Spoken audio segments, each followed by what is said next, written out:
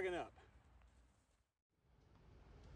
I am back today taking a look at one of my favorite 300 Blackout AR pistols I've ever had out to the channel, the brand new PSA Sabre Mixtape Volume 1, featuring an 8-inch barrel, a truncated brace system, and an overall great fit and finish. Combine that with reliability being suppressed and unsuppressed, and you have a true PDW style platform that can go anywhere you need it to, as evident by the fact that it completely fits in frame on the tabletop. Let's talk about the specs and features of the brand new PSA Sabre Mixtape and why I like it so much. I'm also going to talk about some things that I would potentially like to see on maybe a Generation 2, but let's dig right in, starting at the front and working our way to the back. Now, we will talk about reliability and what types of ammo we shot, but we ran a lot of the supersonic ammo as well as subsonic ammo, and we did run it suppressed and unsuppressed. I know that's going to be a question I get a lot on this particular video. We'll address that in the reliability section of this review, but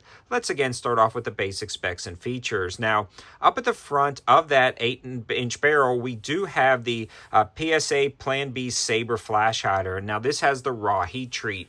Now, it came in this beautiful color variation of a really nice gradient, but we ran it, and we ran it hard, and it quickly turned black. I'm sure we could clean this off and get it looking good, but we ran a lot of rounds through this particular setup. Now, that is attached to that 8-inch barrel, and that 8-inch barrel is actually a 416R stainless steel barrel with a 5/8 by 24 thread pitch and a 1-in-5 twist.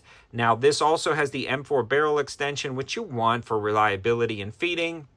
And the 1-in-5 twist combined with subsonic and supersonic ammo, this thing was an absolute tack driver.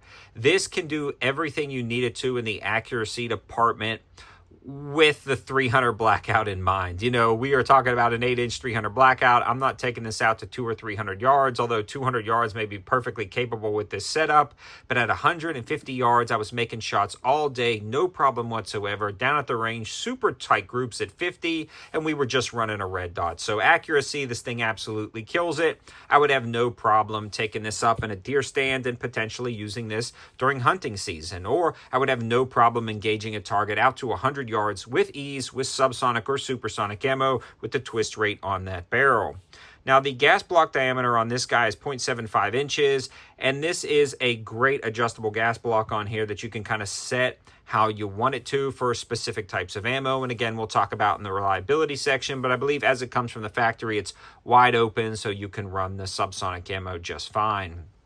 Now, surrounding that barrel and gas system is going to be their rail system. Now, I like the rail system that they used on here, and this is going to be kind of that champagne Cerakote on the upper receiver right here, and it's going to be a little bit of a darker Cerakote covering that rail system. Now, the rail system itself is going to be one of their Sabre rails, and this is where I would have liked to see maybe some type of QD slot at the rear, kind of embedded stainless steel, but honestly not that big of a deal that it's not included, because you can attach one to the top pick rail or to the side, and we do have a lot of M-LOK slots on the side, and we do have pick rail across the top. So love the color variation of the rail system. It's locked up rock solid, and I've had no issues. For me, I don't like the cut down rail systems. I do like that monolithic pick rail to run those IR laser aiming devices on the top, and it's kind of the perfect setup for that right there, especially with the pressure switch right there. Really easy to access. So we do have M-LOKs at the 45 as well, as you can see with this cable routing. That's really convenient to route cables there, so I love that. Now, the upper receiver itself is going to be one of their newly designed Sabre enhanced uppers, and it's going to be hard anodized coated, and then it's going to have the Cerakote on the top, and this particular color variation on this setup is going to be the champagne, and the uppers are T-marked and engraved, so it's going to be really nice to kind of line those optics up if you needed to pull off a clip-on and mark it back. You're good to go.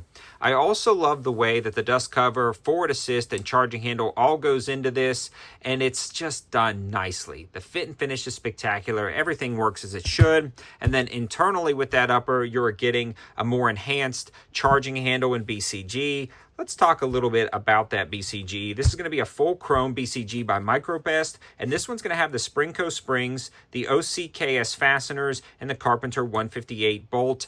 this thing runs like a champ. Even when it was covered in just grime from running it suppressed so much, it just chugged along with no issues whatsoever. And then all of the Sabres are running the Radian Raptor LT, one of my favorite charging handles to date, especially when you consider the value for money proposition and this entire setup. I love running that, and this BCG just ran like a champ. Now, I do want to talk about reliability in this part of the review before we finish up with the lower assembly, so stay tuned for the specs and features for that. But reliability, this thing ran and just kept running. We initially started off with 125 grain FMJ supersonic ammo, ran mag after mag, no problem. Switched to 150 grain supersonic ammo, ran a few mags of that, maybe close to 100 rounds, give or take.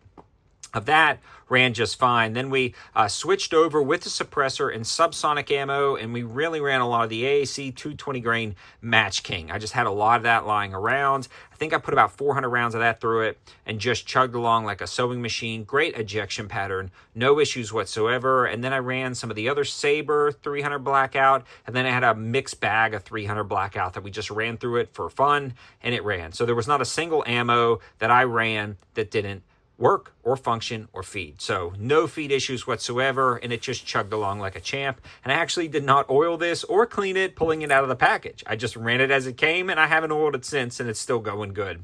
Probably should oil my guns a little bit more, but it is what it is on that one. The other great thing is with the can, we ran the Air Precision LAR 30K, an Inconel can, just a standard K can on there, ran great. Not the greatest sound suppression in the world, more to knock off that concussion and blast, and it cycled just fine. And then we actually ran a titanium Ruger Dead Air Combo RXD can, which is an ultra low back pressure can.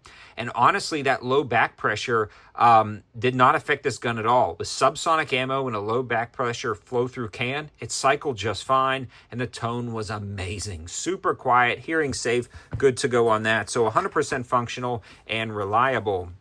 The next thing I want to talk about is the lower assembly, and this is going to be one of those lowers that's their new Sabre 15 enhanced lower assembly. It's going to include an ambi bolt catch, release, and magazine catch. And this is pretty darn cool because this one is very convenient to use. To drop that bolt, it's very intuitive.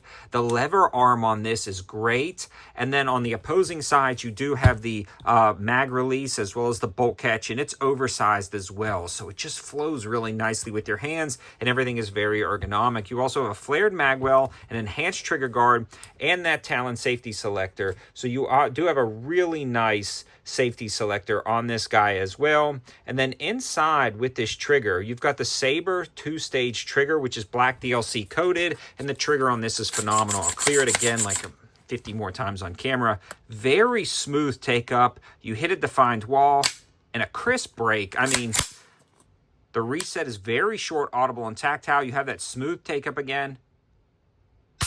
I mean, no creep whatsoever, and a great break. This is a truly match-grade precision trigger inside this setup. You do have the B5 Systems grip, and I think that's the RAL. I can't remember the color variation.